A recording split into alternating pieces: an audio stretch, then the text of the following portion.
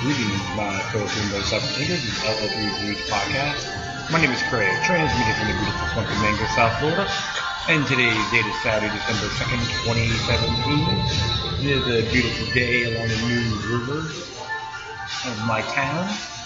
Plus, I'm at the Javelin located at 400 South West First Avenue, Suite 1 along the new river of Florida, southwest section of the Andrews Avenue Bridge.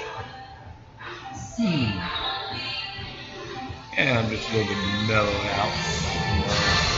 Shooting the breeze here. Probably hear some Taylor Swift, but don't worry, I am not endorsing her. So, looks like, according to the newspapers, they're saying that Michael Flynn was found guilty of lying to the FBI, lying about the Russian probe. But all these shysters are in Washington, D.C., believe they're all saints and angels, right? Ha ha ha ha. Because there's nothing more than cloak and dagger propaganda. And if you can just folks look up, Michael Flynn was a whistleblower during the Obama administration under the Defense Intelligence Agency exposing on ISIS with CIA control. That's where he got canned. And plus, he is a registered Democrat. Something to think about. So, I always tell folks, don't believe the hype.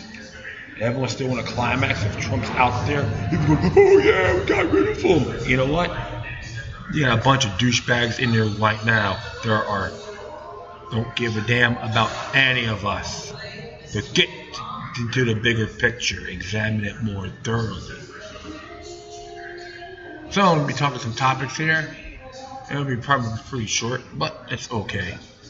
So, without further ado, I'm going to hit here. Came from Blacklisted News. Matt Agorist. Making this stuff out of Free Thought Project. It says here, cops and government workers arrested in massive sting. People buying kids as young as 4 for sex. This is really disturbing, but I'll read this here. A massive sting targeting society's worst who prey on children. Ensnared scores of people, including a police officer, postal worker, and a teacher. Trenton, New Jersey, scores of people were arrested this week in a multi-agency sting that targeted child predators. Operation Safety Net was led by New Jersey Regional Internet Crimes Against Children's Task Force that took down 39 predators, some of whom attempted to purchase children as young as 4 years old for sex. Setting this sting apart from multiple other stings throughout the country is in the fact that it's concentrated solely on children instead of simply busting willing adult paying for consensual sex. As TFTP has reported in the past, the arresting consenting adults engaging in sex for money causes far more problems than it prevents by pushing the sex trade into the criminal market and actually fostering illegal human trafficking. Concentrating law enforcement efforts and stopping those who got after children is a much more effective and moral crusade than busting consenting adults for sex. Operation Safety Net ensnared some of the region's vilest child predators who Attorney General Christopher S. Perino's office called hands-on offenders. According to NBC 10, these sickos included George Castillo of Inglewood, California, who authorities asked undercover police detectives to send a 4-year-old girl and 9-year-old girl to Los Angeles for sex. And that's some customers here, right? Ha, that's alright. He was arrested at the Los Angeles airport when he showed up to meet the girl at Perino's office.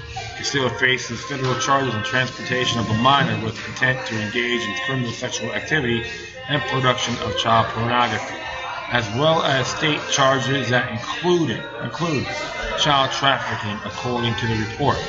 Another disgusting human being swept in this sting was Joseph Donahue, 26, of Brownsburg, Indiana. who tried to offer undercover detective money to have sex with a 9-year-old girl.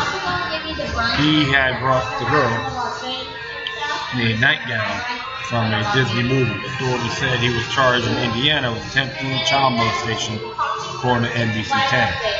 To illustrate just how widespread the problem is, law enforcement arrested at least one person in every single county in the state, as well as come from out of state.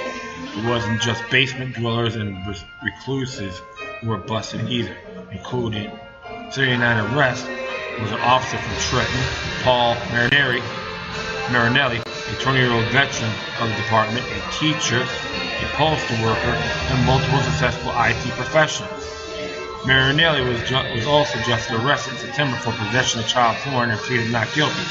However, it appears that he was able to keep his job on paid suspension, only to be busted 2 months later for similar charges. To aid them in their bust, police used only electronic sniffing dogs in the country to help sniff out USB drives disguised as Lego bricks and other small items like cufflinks. The men were arrested lurking in the shadows of the internet and social media, looking for opportunities to sexually assault young children or to view such unspeakable assaults by sharing child porn. Perino said in a statement, "We set up a wide variety of safety net in this operation to snare these allegations, these alleged predators, and to protect children, which remains our highest priority."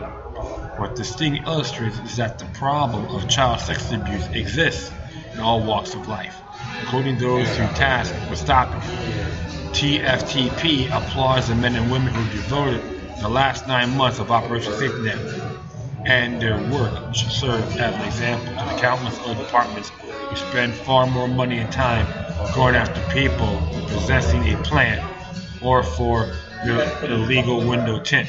When there's clearly a child predator in every county in New Jersey, wasting taxpayers' dollars kicking doors in the middle of the night to arrest people for possessing the plant becomes one of the most asinine tasks a police officer can do. If these resources that were applied to the drug war were shifted over to stop exploitation of children, rest assured these predators' days would be numbered. And I have to agree with that. One thing is interesting too.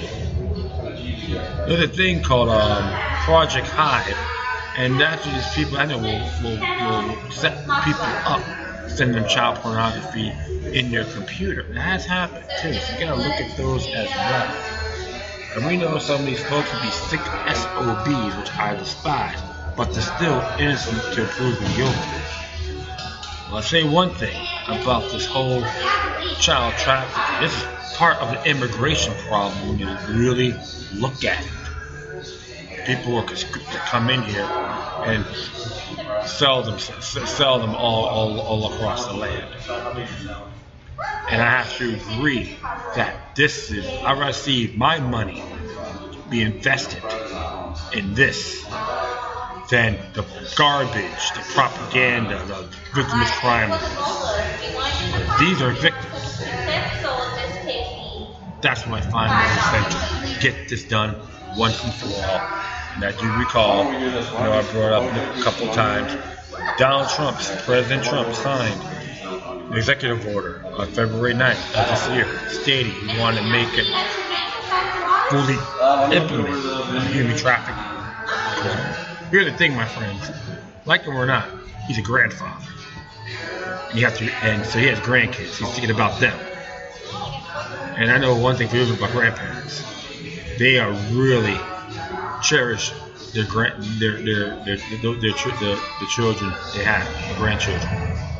So it's something to really think about. That's why I never jumped the gun and scream and yell at the top of my lungs about the man. And on my past shows, I'm pretty damn critical. I admit that. But there's something like this, you gotta give him the thumbs up, like it or not. You know what? I'll be right back.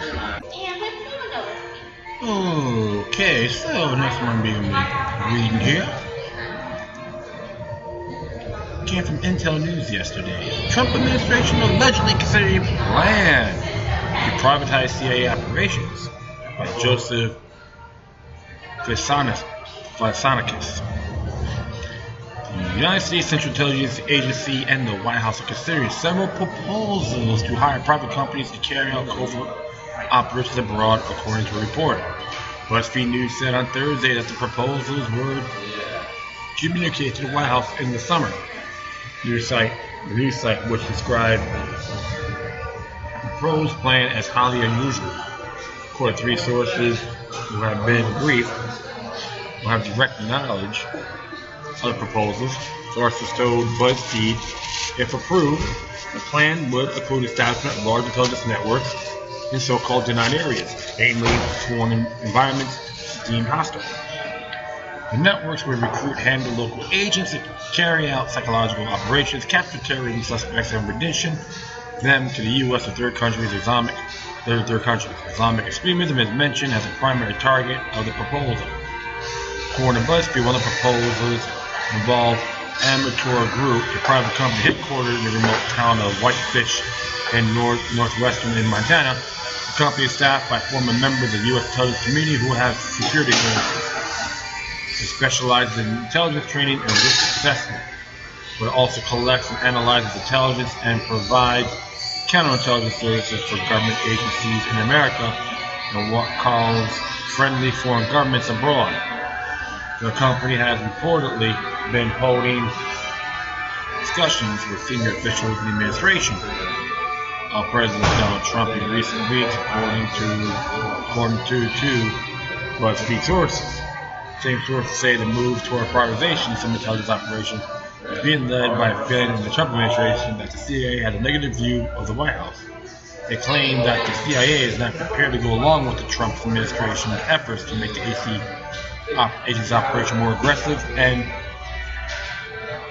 in words of the new director, Mike Pompeo, much more vicious.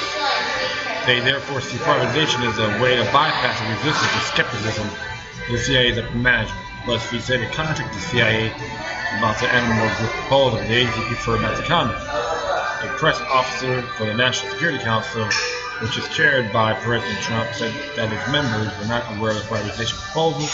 Animal Group commented through one of its layers, who told BuzzFeed that any contract signed between the company and the U.S. government would be directed and controlled by the proper government authority. Interesting allegation. I say this, to be very frank, to be very sincere. I support intelligence. Why have these agencies go to other parts of the world? Imperialism's a sham. So something to really, a lot of questions. I don't know how accurate or authentic it is, but it's pretty strange. I don't know. So, that's one thing for sure. Hey, bring intelligence, but on a global perspective, trim it big time. Alright, this one came out October 29th, the Free Thought Project. As I said, surrender your firearms. Government now confiscating guns from medical cannabis users by Rachel Belvins. Residents in Honolulu, Hawaii were recently informed that if they use cannabis for medicinal purposes, they will be given 30 days to voluntarily surrender firearm and ammunition before the Honolulu Police Department begins confiscation. A series of letters were mailed out from Police Chief Susan Ballard on November 13th, as confirmed by a report from Leafly, which noted that the letter appears to represent the first time law enforcement agency has provocatively sought out state resident medical marijuana patients and ordered them to surrender their guns.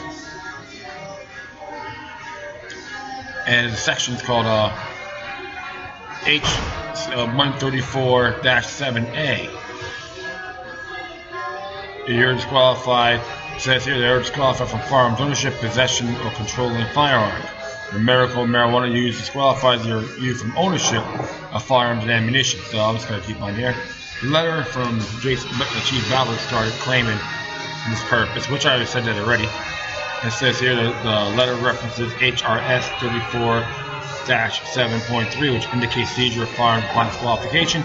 Ballard claimed that residents have until December 13th to voluntarily surrender their firearms in order to be compliant with the law. I smell treason. If you currently own a firearm, you have 30 days upon receipt of a to voluntarily surrender your firearms, permit and ammunition to the Honolulu Police Department, or otherwise transfer ownership. Does she have an I Love Mao Tse-tung button on her shirt? I mean, in her office somewhere. The letter claimed that a medical doctor's clearance letter is required for future firearms applications or return of firearms from HPD evidence. This order serves as another reminder of the clash between state law and federal law. While medical cannabis is legal in Hawaii and the state's first dispensary opened in August, is still illegal under federal law. In fact, according to the U.S. government, the cannabis plant is one of the most dangerous drugs in existence. It has no medical value whatsoever, despite a wealth of evidence that proves otherwise. Even though cannabis has been legalized for either medical or recreational use in 29 states and Washington, D.C., the Bureau of Alcohol, Tobacco, and Firearms took a letter to all firearms licensees in 2011 claiming that even if individuals have state-issued medical cannabis cards, it's still illegal for them to own a firearm because cannabis is still a Schedule I substance under federal law. Well, they get to shove it up their ass. So sorry for saying that, but that's how I feel. And here's a quote: "Any person who uses or is addicted to marijuana, regardless of whether his or her state has passed legislation authorizing medical use for medicinal purposes, unlawful user or addicted to a controlled substance prohibited by federal law from possessing firearms and ammunition." Sorry, chumps. 10th Amendment prevails. As a Free Thought Project has documented, not only has pure cannabis never been found to make its users more violent, but researchers continue to prove its medical benefits. These studies include evidence that cannabis can stop HIV from becoming AIDS, that the majority of cannabis users give up prescription opiate medications, and cannabis has significant effect on killing cancer cells. There is also a level of hypocrisy when taken into account the fact that many of the prescription drugs individuals are prescribed for illnesses and symptoms that could have been healed naturally with cannabis contain dangerous and life-threatening side effects. In fact, several of the recent mass shootings, such as this Vegas shooting which killed 858 people and the Orlando shooting which killed 49 people, were carried out by suspects who were under the influence of psychotropic drugs, which can cause aggressive and violent behavior. And absolutely. See, the whole thing is, but both sides, the police chief Ballard Zorn is totally unconstitutional in her, not just in the U.S. Constitution, but the state constitution. And the ATF, they need to be dismantled anyway, because all they do is talking out of their rear ends.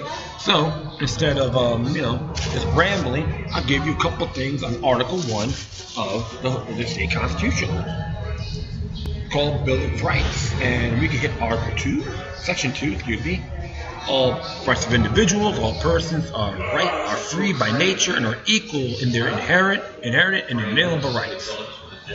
Among these rights are the enjoyable of life, liberty, and pursuit of happiness, and the acquiring and possessing of property. These rights cannot endure unless people recognize the corresponding obligations and responsibilities. Okay, how about Section 5? Due process and equal protection. No person shall be deprived of life, liberty, or property without due process of law, nor be denied in the equal protection of the laws, nor be denied of the enjoyment of the person's civil rights, or be discriminated against the exercise thereof because of race, religion, sex, or ancestry. So there's a due process. And they have a right of privacy. The right of the people of privacy is recognized and shall not be infringed without showing or compelling state interest. Legislative shall take affirmative steps to implement this right.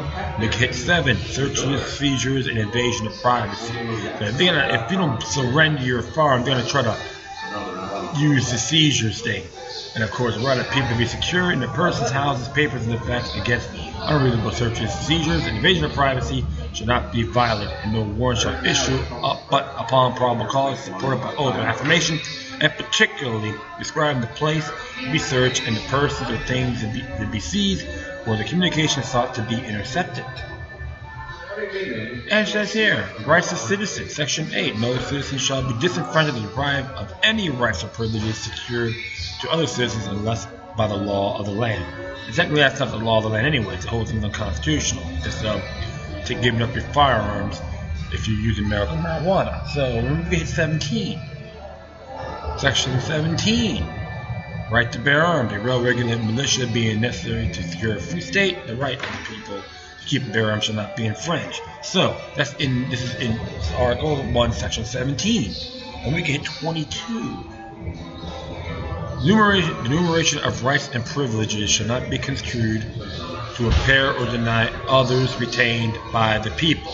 So the whole thing is this surrender your firearm because you're using medical marijuana is null and void, totally illegal, and this scum queen needs to be taken out legitimately. Police Chief Ballard, and even all these lackeys in there that fall for it. This is why, my friends, there's no excuse. You use your state constitution in the great state of Hawaii. Article 1 is all self-explanatory. If she can't handle it, give her a Walmart application. Call her a treasonous scum queen as well. Alright, one more thing here. Came from Chris Ann Hall. She has a real cool show, chrisannhall.com. Go to the website. Then here's the Supreme Clause, Supremacy Clause. The Constitution is supreme. As she reads here, Article 6 Clause 2 of the Constitution is known as a Supremacy Clause. This clause in our Constitution is often misquoted, misapplied, and misinterpreted.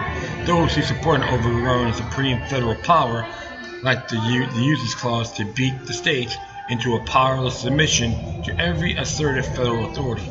Is that really what designers of our Constitution meant when they placed this clause into the Constitution? The Supremacy Clause reads, the Constitution, the law of the United States, which shall be made in pursuance thereof, and all treaties made or which shall be made under the authority of the United States shall be the supreme law of the land, and the judges in every state shall be bound thereby, anything in the Constitution or laws of any state to the contrary notwithstanding.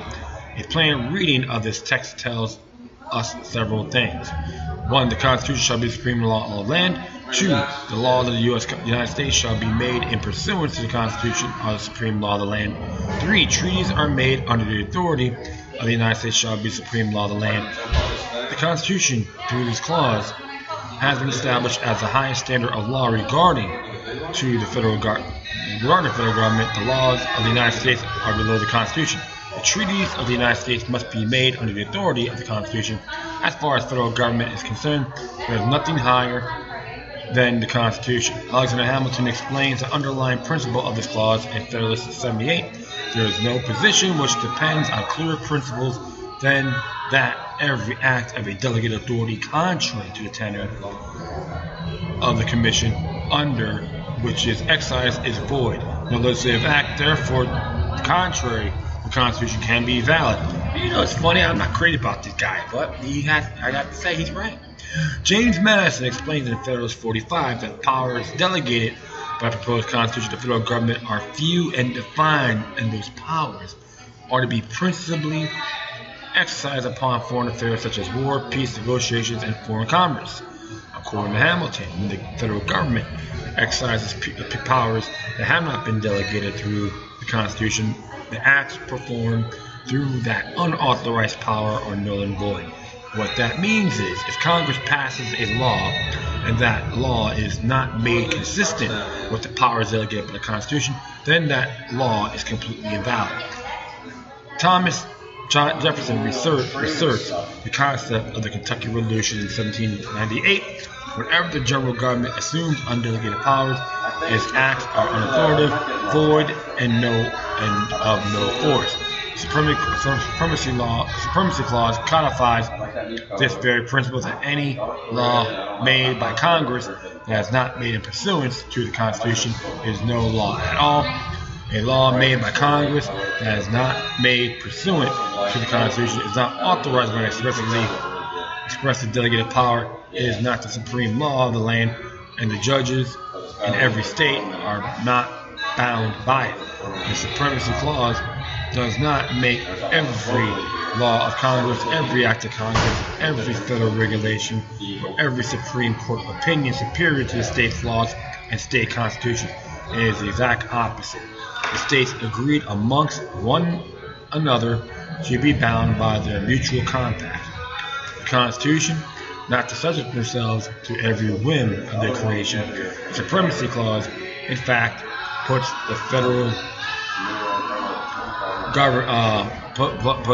government on the notice that every act is limited by the powers delegated to the Constitution, subject because the Supremacy Clause is not a limit to state authority. It is not a statement of supremacy of the federal government over the powers of the states. The Supremacy Clause tells those in the federal government that their power is limited by the Constitution and that the states do not have to submit to any opposed authority of the federal government that is not made consistent with the powers delegated by the Constitution, which the states themselves created. There you go. There you go. So, something to check out, and it's true. So that's what we call balance of power. No, the federal government cannot encroach on states' jurisdiction either. And that was said by Federalist Papers 46 by James Madison. You have to see this, and it's the facts. It's plain and simple. So, if it's legit, yes. If not, no. That's all she's saying. And that's how I see it as well. Okay, my friends. Thanks for listening. Plus, feel free to download and share throughout your social media networks. If you have any questions, comments, or something that's interesting, maybe check it out. Whatever you do, please address your correspondence with decorum. You can hit me on Facebook, Twitter, Google+, Spreaker, iHeartRadio, Tumblr, YouTube, Freedoms Network, Theme.life. I have to say, I gotta find out what's going on with that because I have problems getting in there, and I'm not the only one. Minds.com, FutureNet.club, Patreon.com/3rd if you want to be a donor. That'd be awesome. You hit me on Gab, gab.ai. In addition, you can get me on email me at lookandlook3@gmail.com or you cryptic ones, lookandlooknumbers03@protonmail.com. Alright, my friends, that's all for now. Once again, thank you for your time. Let's always remember that demoniac resistance helps the soul and can liberate humanity. Until next time, take care of yourselves, keep on spreading love, and may your guardian spirits be with you.